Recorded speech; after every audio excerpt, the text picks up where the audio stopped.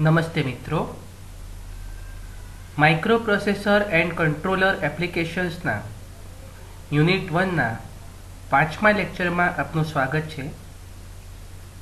આજનું ટાઇટલ છે instrumentation, control system and control components. Prerequisites for this session: knowledge of instrumentation system, જે તમે semester 3માં electrical instrumentation વિષયમાં મેળવી ચૂક્યા છો. Basic idea about components of control system, જે આપણે આગળ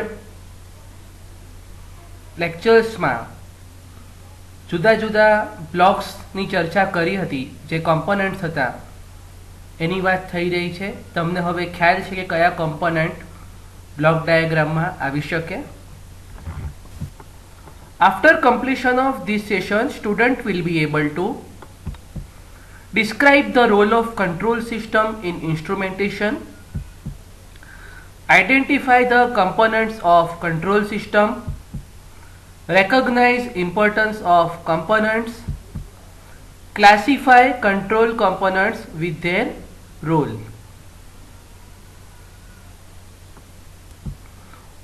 Topics to be covered.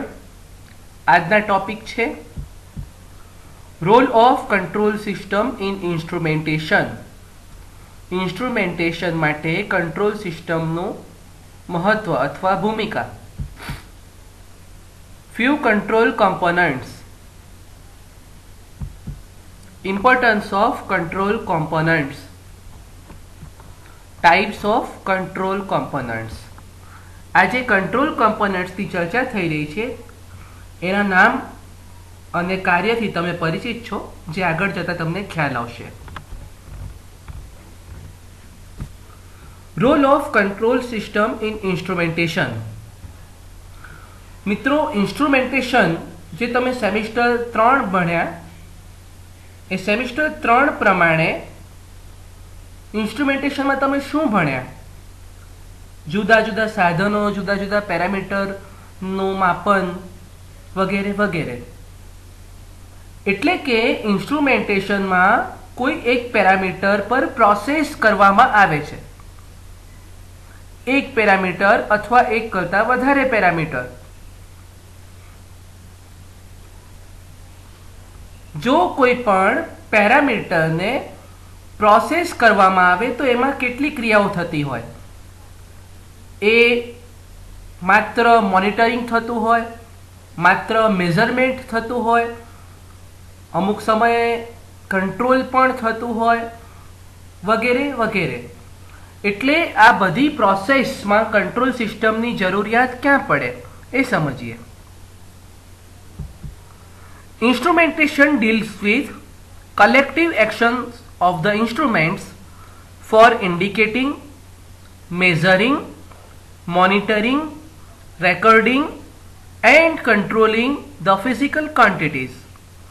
એટલે કે ફિઝિકલ ક્વોન્ટિટીના ઇન્ડિકેશન માટે, મેઝરમેન્ટ માટે, મોનિટરિંગ માટે, રેકોર્ડિંગ માટે અને કંટ્રોલિંગ માટે જુદા જુદા સાધનો એટલે કે ઇન્સ્ટ્રુમેન્ટને યુઝ કરવામાં આવે તો એ ઇન્સ્ટ્રુમેન્ટેશન કહેવાય. હવે તમે એક વાત સમજો કે આ બધી પ્રોસેસ માટે the person has to have the knowledge of magnitude of the parameter કે જેની સાથે એ ડીલ કરવા જઈ રહ્યું છે. તમે કોઈ પણ પેરામીટર સાથે ડીલિંગ કરતા પહેલા એનું મેગ્નિટ્યુડ જાણી લો છો. તમને ખબર પડે છે કે જ્યારે તમે એસીનું ટેમ્પરેચર સેટ કરો છો તો તમે તમારા બોડી ટેમ્પરેચર પ્રમાણે જેટલું તમારી બોડી સહન કરી શકે, જેટલું સર્વાઈવ કરી શકે, એ પ્રમાણે 25, 23, 16 એ પ્રમાણે તમે મૂકો છો. અને એ મેગ્નિટ્યુડ તમે 6 ડિગ્રી કે 7 ડિગ્રી રૂમ ટેમ્પરેચર સેટ નથી કરતા. તમારું રૂમ ટેમ્પરેચર 6 ડિગ્રી કે 7 ડિગ્રી એર કન્ડિશનરમાં નથી હોતું, અને એ પ્રમાણે એર કન્ડિશનર ડિઝાઇન પણ નથી થયું. એનો મતલબ કે જ્યારે કોઈ પણ પેરામીટર માટે પ્રોસેસ કરવાની હોય તો એ પેરામીટરનું મેગ્નિટ્યુડ નક્કી કરવામાં આવે, અને એ મેગ્નિટ્યુડ નક્કી કરવામાં અને એને પ્રોસેસ કરવામાં કંટ્રોલ સિસ્ટમની જરૂરિયાત ઊભી થાય છે. એટલે આ બધા પ્રોસેસ છે, જે ઇન્ડિકેશન છે, મેઝરમેન્ટ છે, મોનિટરિંગ છે, રેકોર્ડિંગ છે, કંટ્રોલિંગ છે, આ બધી પ્રોસેસ માટે કંટ્રોલ સિસ્ટમની જરૂરિયાત ઊભી થાય છે. કારણ કે કંટ્રોલ એક્શન અને કંટ્રોલ સિસ્ટમ વિના આ પેરામીટર્સને કોઈ પણ પ્રકારે પ્રોસેસ કરી શકાય નહીં. All the above stage we need to have controlled parameter and knowledge of the base magnitude of the quantity to be processed. એટલે કે આ બધા સ્ટેજમાં, ઉપર દર્શાવેલા બધા સ્ટેજમાં આપણી પાસે એક કંટ્રોલ્ડ પેરામીટર હોવું જોઈએ, અથવા પેરામીટરને કંટ્રોલ કરીને યુઝ કરવું જોઈએ, અને બેઝ ક્વોન્ટિટીના મેગ્નિટ્યુડનું નોલેજ હોવું જોઈએ. તો જ આપણે કોઈ પણ ઇન્સ્ટ્રુમેન્ટેશનનું ટાસ્ક છે એ પૂર્ણ કરી શકીએ. એટલે કે કહેવાનો મતલબ છે કે we can not imagine any instrumentation system without control system. આપણે કોઈ પણ ઇન્સ્ટ્રુમેન્ટેશન સિસ્ટમને કંટ્રોલ સિસ્ટમ વિના એક્ઝિક્યુટ કરી શકતા નથી. તો આ આપણને ખ્યાલ આવ્યો કે ઇન્સ્ટ્રુમેન્ટેશનમાં કંટ્રોલ સિસ્ટમનું કેટલું મહત્વ છે. A small discussion on control components.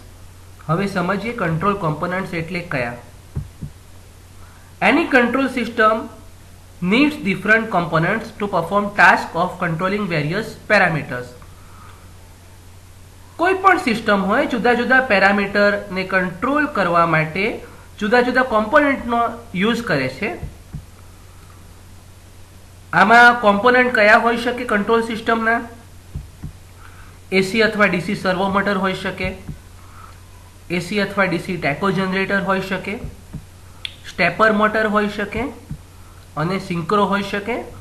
આ 4 કમ્પોનન્ટ છે જેના આપણે સબસિક્વન્ટ લેક્ચર્સમાં ડિટેલ સ્ટડી કરીશું, પરંતુ આ માત્ર તમારી સમજણ માટે છે. આમાંથી અમુક કોમ્પોનન્ટ છે એ ડેટા ટ્રાન્સમિટ કરે છે,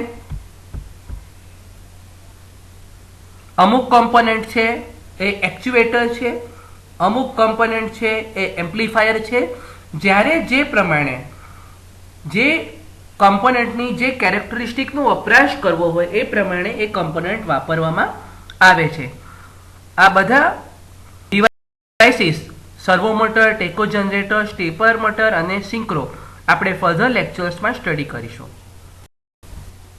importance of control components. Control કોમ્પોનન્ટ્સનું મહત્વ. મિત્રો, આપણે જાણીએ છીએ કે કંટ્રોલ સિસ્ટમમાં અલ્ટિમેટલી પેરામીટરને કંટ્રોલમાં લાવવા માટે કંટ્રોલ કમ્પોનન્ટ યુઝ કરીએ છીએ, અને એ કંટ્રોલ કમ્પોનન્ટ એ પેરામીટર અને સિસ્ટમ જોડે કમ્પેટેબલ હોવા જોઈએ. તો કંટ્રોલ કમ્પોનન્ટ્સનું મહત્વ જોઈએ. Following features of control systems are the heart of any control systems. નીચે આપેલા ફીચર્સ એ કોઈ પણ કંટ્રોલ સિસ્ટમ માટેનું હાર્ટ છે, અને આ ફીચર્સ છે કોના પર આધાર રાખે છે? This feature depend on control components. આ બધા ફીચર્સ છે એ કંટ્રોલ કમ્પોનન્ટની એબિલિટી પર આધાર રાખે છે. કયા કયા ફીચર્સ આપણે કંટ્રોલ સિસ્ટમમાં એક્સપેક્ટ કરીએ છીએ? રિલાયબિલિટી, વિશ્વસનીયતા, એટલે કે સિસ્ટમ રિલાયબલ હોય. સિસ્ટમ ત્યારે જ રિલાયબલ હોય જ્યારે એના કમ્પોનન્ટ્સ રિલાયબલ હોય. જો કમ્પોનન્ટ્સ રિલાયબલ ના હોય તો સિસ્ટમ રિલાયબલ હોવાનો કોઈ પ્રશ્ન નથી આવતો. અક્યુરસી, ચોકસાઈ. સિસ્ટમ અક્યુરેટ હોય જ્યારે તમે વાપરેલા કમ્પોનન્ટ્સ અક્યુરેટલી વર્ક કરતા હોય, સ્પેસિફાઈડ રેન્જમાં એની એરર આવતી હોય, રેન્જ કરતાં વધારે એરર ના હોય. કારણ કે આપણને ખબર છે accuracy is the percentage of error. બરોબર છે? ઇફેક્ટિવનેસ, સિસ્ટમ કેટલી અસરકારક છે એ એના કમ્પોનન્ટ પર આધાર રાખે કે કમ્પોનન્ટ કેટલા અસરકારક છે. અને ક્વોલિટી ઓફ કંટ્રોલ, તમે કોઈ પણ કંટ્રોલ સિસ્ટમમાં કાર્ય કરી રહ્યા છો તો કેવા પ્રકારનું કંટ્રોલ એક્શન થાય છે એ તેના કંટ્રોલ કમ્પોનન્ટ પર આધાર રાખે છે.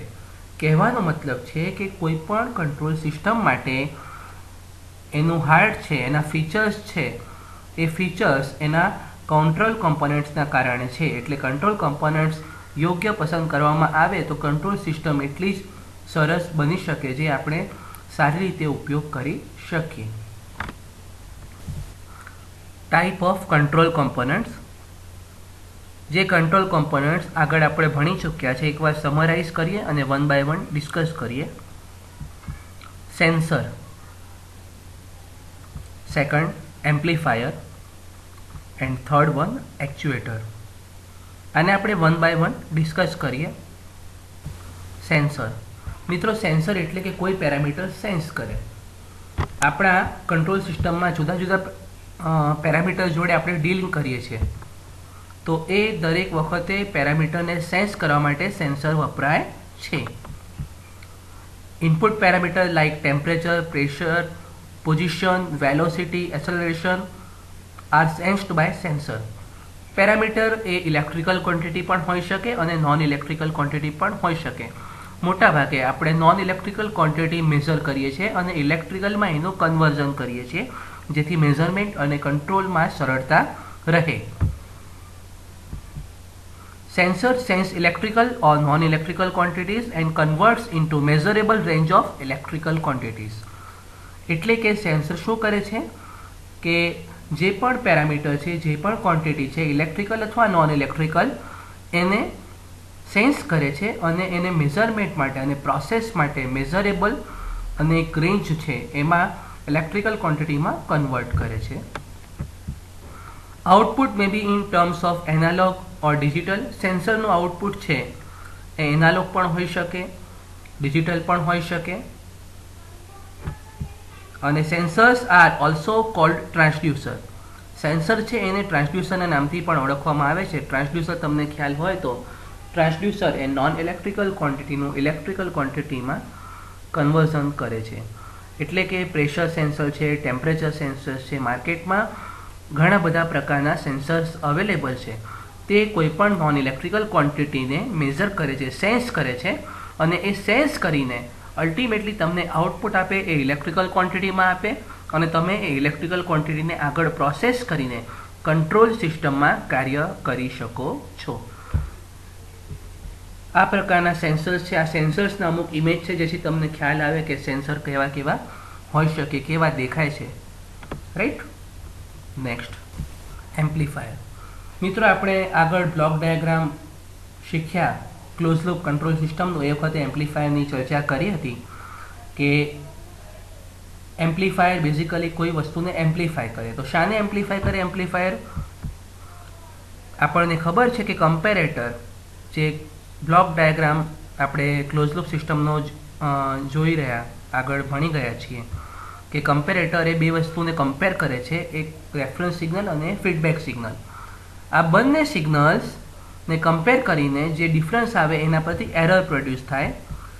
આ જે એરર સિગ્નલ છે એ એક્ચ્યુએટરને હકીકતમાં એનર્જાઇઝ કરી શકતું નથી.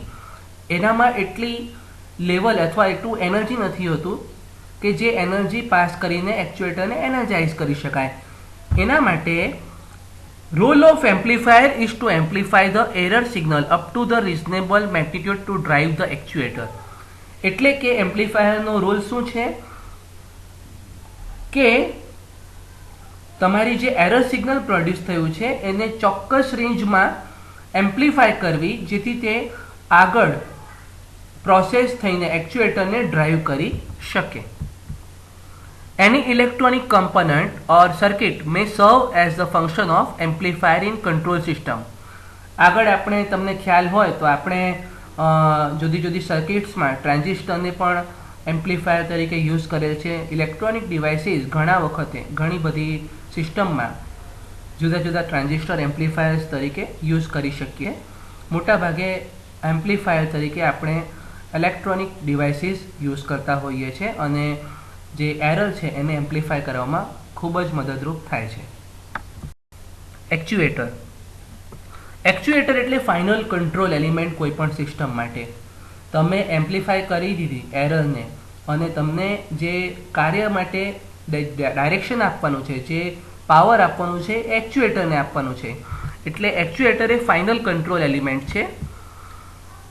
એ એક્ચ્યુએટર મેકેનિકલ આઉટપુટના ફોર્મમાં જનરલી હોય, બની શકે કોઈ મોશન હોય, લિનિયર મોશન હોય કે રોટરી મોશન હોય, મોટાભાગે મેકેનિકલ આઉટપુટ હોઈ શકે. એક્ચ્યુએટર મે બી, એક્ચ્યુએટર શું હોઈ શકે? ઇલેક્ટ્રિકલ હોઈ શકે, જે મોટાભાગે ઇલેક્ટ્રોમિકેનિકલ હોઈ શકે, હાઇડ્રોલિક હોઈ શકે. તમે જેસીબી ક્રેન વગેરે જોઈ છે જેમાં હાઇડ્રોલિક કંટ્રોલ ઘણી બધી વખતે કાર્ય કરેલ છે. અને ન્યુમેટિક હોઈ શકે, જે પ્રેશર બેઝ ટેકનોલોજી, વેક્યુમ પ્રેશરના રિલેશન પર કામ કરે. બરોબર છે. તો આ પ્રકારના 3 એક્ચ્યુએટર હોઈ શકે. એક્ચ્યુએટર એ ફાઇનલ કંટ્રોલ એલિમેન્ટ છે અને તેને પાવર કોણ આપે છે? એને એમ્પ્લીફાયર આપે છે. બરોબર છે. તો આ 3 કોમ્પોનન્ટ, કયા કોમ્પોનન્ટ આપણે જોયા? પહેલું જોયું એમ્પ્લીફાયર જોયું, આપણે સેન્સર વિશે વાત કરી અને આપણે એક્ચ્યુએટર વિશે વાત કરી. આપણે 3 કોમ્પોનન્ટ સેન્સર, એમ્પ્લીફાયર અને એક્ચ્યુએટર વિશે ચર્ચા કરી. આ એક્ચ્યુએટરના એક્ઝામ્પલ્સ છે. આ ફાઇનલ મેકેનિકલ કંટ્રોલ માટે હોઈ શકે. બરોબર છે. જુદા જુદા એક્ચ્યુએટર તમને ફિગર્સમાં દેખાય છે, જે અમુક ફ્લો સિસ્ટમના એક્ચ્યુએટર્સ છે, અમુક ન્યુમેટિકના એક્ચ્યુએટર્સ છે. એ પ્રમાણે અહીંયા ઇમેજ તમારી સમજણ માટે આપેલ છે. સો આજે શું શીખ્યા આપણે role of control system in instrumentation. Instrumentation માટે કંટ્રોલ સિસ્ટમનું મહત્વ શું છે એ સમજ્યા. Importance of control components, control કોમ્પોનન્ટ્સનું મહત્વ શું છે એ સમજ્યા. અને સેન્સર, એમ્પ્લીફાયર અને એક્ચ્યુએટર કંટ્રોલ કોમ્પોનન્ટ તરીકે એમના શું રોલ હોઈ શકે એની ચર્ચા કરી. Thank you and keep learning.